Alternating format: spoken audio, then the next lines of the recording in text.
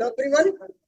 दोस्तों, आज हम जानेंगे एक बहुत बड़ा कंफ्यूजन बना हुआ है कि अगर मैं किसी Nifty, Bank Nifty, Fin Nifty या किसी स्टॉक का कोई ऑप्शन बाय करता हूं, वो चाहे कॉल हो या पुट हो, तो हमें उस समय जो हम कैंडल स्टिक का चार्ट देखते हैं एक्चुअली, तो वो हम किसका देखें?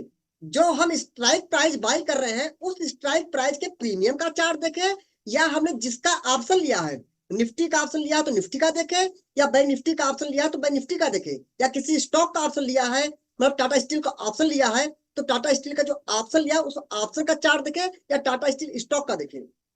तो सीधी सी लाइन में इसका आंसर एक ये है, फिर आपको बताऊंगा डिटेल में कि हम जिस किसी भी स्टॉक या इंडेक्स जिसका भी ऑप्शन खरीद रहे हैं, हमें उसका चार्ट देखना है, हमें उसके स्ट्राइक प्राइस का चार्ट नहीं देखना है। फॉर एग्जाम्पल, सपोज करिए कि बैंक निफ्टी हमारी क्या है, 45,000 पर ट्रेड कर रही है। अब हमको लगा कि बैंक निफ्टी यहां से ऊपर जा सकती है, तो हमने क्या किया, एक 45,000 का कॉल बाय कर लिया। तो 45,000 सी का स्ट्राइक प्राइस का एक चार्ट ओपन होगा, प्रीमियम वाला।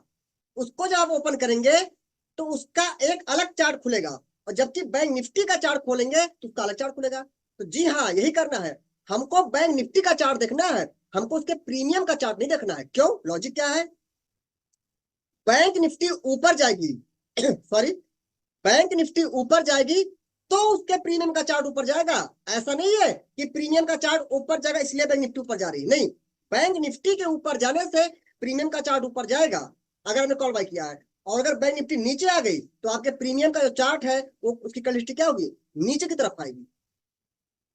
इसलिए हमको जो भी स्टॉक या इंडेक्स का ऑप्शन बाय कर रहे हैं, हमें उस स्टॉक इंडेक्स का चार्ट देना चाहिए, हमें उसके प्रीमियम का चार्ट नहीं देखना चाहिए।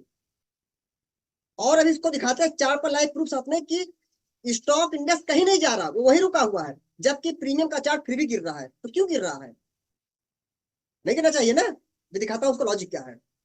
हमने यहाँ पे आपको पेन पेपर पर दिखाता हूँ, फिर दिखाऊंगा चार्ट पर। आप देखेंगे यहाँ पर पेंट में हमने एक यहाँ पर एक कुछ कलर लिस्ट बना रखी है। इसको आप मानिए चाहे निफ्टी बैंक निफ्टी का है, फिर निफ्टी का है, किसी स्टॉक के ऑप्शन का चार्ट है। 15 मई से लेकर के 31 मई तक मान लेते हैं हमारा कोई चार्ट है वो उसे चल रहा है। तो आप देखेंगे ये चार्ट लगभग ये बता रहा है कि जरूर रेड कैंडलें भी आ रही हैं, ग्रीन कैंडलें भी आ रही, मानता हूं, लेकिन ओवरऑल 15 मई से 30 मई तक, 31 मई तक देखेंगे तो ये चार्ट क्या है, दिखा रहा है कि ये साइडवेज है, क्योंकि एक ही रेंज में ऐसे ऐसे चल रहा है। ऐसा तो हो नहीं रहा कि लगातार ऊपर जा रहा प्राइस, एक रेंज में है। और अगर ये जिसका भी चार्ट है, सपोज करिए बैंक निफ्टी का चार्ट, ठीक है, ये बैंक निफ्टी का चार्ट है, उसी बैंक निफ्टी का चार्ट आप यहां पर आकर देखेंगे प्रीमियम वाला चार्ट। ये कौन सा चार्ट में खोल रखा है दोस्तों? ये प्रीमियम का चार्ट है। सपोज करिए कि ये हमारा 45,000 का सी का चार्ट, आपने कोई कॉल बाय किया था 45,000 सी का, उसका चार्ट है। आप देख रहे हैं कि बैंक निफ्टी 15 मई से 31 मई तक साइडवेज है, उसमें कोई ना गिरावट है ना कोई ऊपर अपमूव है। लेकिन आप जब प्रीमियम का जो 45,000 का सी आपने बाय किया, अगर उसका चार्ट आपने ओपन कर दिया तो आप देखेंगे कुछ टाइम तक तो वो क्या होगा, रुका रहेगा, लेकिन धीरे धीरे देखेंगे ये तो नहीं गिर रहा है, ये तो आप देखेंगे उसी रेंज में ही चल रहा है, उसी रेंज में चल रहा है, बैंक निफ्टी चल रही है। लेकिन आप जब प्रीमियम का चार्ट देखेंगे वो लगातार धराशायी होते होते नीचे आ जाएगा, प्रीमियम जीरो की तरफ आ जाएगा। ऐसा क्यों है? क्योंकि ये बात आप भी जानते होंगे, एक ऑप्शन बार का सबसे बड़ा कोई दुश्मन होता है तो होता है क्या, टाइम डिके। तो जब प्रीमियम जैसे जैसे आपकी एक्सपायर नजदीक आएगी, आपने 15 मई को कोई कॉल बाय किया, सपोज करिए 31 मई को उसकी एक्सपायरी है, तो बैंक निफ्टी क्यों ना नहीं गिर रही है, मैं मान सकता हूं, लेकिन फिर भी प्रीमियम का चार्ट लगातार गिरते हुए नीचे आ जाएगा, जीरो की तरफ बढ़ता चला जाएगा, क्योंकि टाइम डिके की वजह से वो प्रीमियम का जीरो की तरफ बढ़ते हुए चला जाएगा आपका प्रीमियम। अगर आप आउट द मनी कॉल आपकी है तो जैसे एक्सपायर नजदीक आ जाएगी वैसे वैसे प्रीमियम का चार्ट स्पीड के साथ में धीरे धीरे करके नीचे आएगा, और आपकी ओटीएम कॉल क्या हो जाएगी, जीरो हो जाएगी। क्योंकि टाइम डिके। तो ऐसा क्यों आखिर हुआ? बैंक निफ्टी तो नहीं गिर रही ना, बैंक निफ्टी कहाँ गिर रही है, वो तो एक रेंज में रुकी हुई है ना, तो ये क्यों गिर रहा है? क्योंकि उसमें टाइम डिके का इफेक्ट है। इसीलिए हमको जिस भी स्टॉक या इंडेक्स का ऑप्शन बाय किए हैं उस स्टॉक या इंडेक्स को देखना चाहिए चार्ट, हमको उसका प्रीमियम नहीं देना चाहिए। फॉर एग्जाम्पल आपको मैं दिखाता हूं, ये अबाउट इंडिया का चार्ट है, ठीक है। तो यहां पर हम देखते हैं एक वीकली का डिमांड जोन था। बहुत लंबी वीडियो नहीं होने वाली है, बहुत छोटी वीडियो बनाऊंगा, ठीक है। यहां पर देखिए एक ग्रीन कैंडल है, दो ये बेस कैंडल है और बड़ी सी ग्रीन कैंडल है। रैली, दो बेस, रैली का एक डिमांड जोन है। हाँ दोस्तों, मैं बताना चाहता हूँ जो है नए भाई बहन से जुड़ रहे हैं, जो डिमांड जोन या सप्लाई जोन की बेसिक टू एडवांस जानकारी लेना चाहते हैं, वो सारी वीडियोस का एक प्लेलिस्ट है डिमांड एंड सप्लाई जोन के नाम से हमारे यूट्यूब चैनल पर। आप जाकर के प्लेलिस्ट में उस प्लेलिस्ट को ओपन करेंगे, आपको basic to advance demand supply zone की सारी वीडियोस मिल जाएंगी। उसके बाद बेस कैंडल क्या है, ग्रीन कैंडल को रैली को बोलते हैं, ड्रॉप क्या है, सब कुछ आपको मिल जाएगा। तो ये रैली बेस रैली का एक अबाउट इंडिया का डिमांड जोन है। अगर इसकी मार्किंग कर देते हैं तो बेस कैंडल की लोअर विक से डिजिटल लाइन और अपर बॉडी से प्रॉक्सिमल लाइन। आप क्या देख रहे हैं? आप देख रहे हैं कि काफी टाइम से अबाउट इंडिया, अगर आप डेली के टाइम फ्रेम में जाके ओपन करते हैं इस चार्ट को, तो आप देख रहे हैं काफी टाइम से क्या है, हमारा अबाउट इंडिया जो है थोड़ा सा साइडवेज था हो रखा। जैसे ही इसने बिगड़ डिमांड हिट किया है, देखिए साइडवेज हो रखा है, साइडवेज हो रखा है, गिरा नहीं है, मैं मानता हूं। आवाज अब मूव भी आया, साइडवेज हो रखा है। लेकिन लगभग ये 25,706 25,706 के आसपास एंट्री लाइन थी। तो मान लीजिए हमने थोड़ा दूर की कॉल बाय कर लिया, 26,000 की कॉल बाय किया, 26,000 का हमने कॉल बाय किया, मुझे लगा ऐसे अबाउट इंडिया ऊपर जाएगा। जरा हम देखते हैं 26,000 का जो कॉल है अबाउट इंडिया का, उसकी क्या कंडीशन है।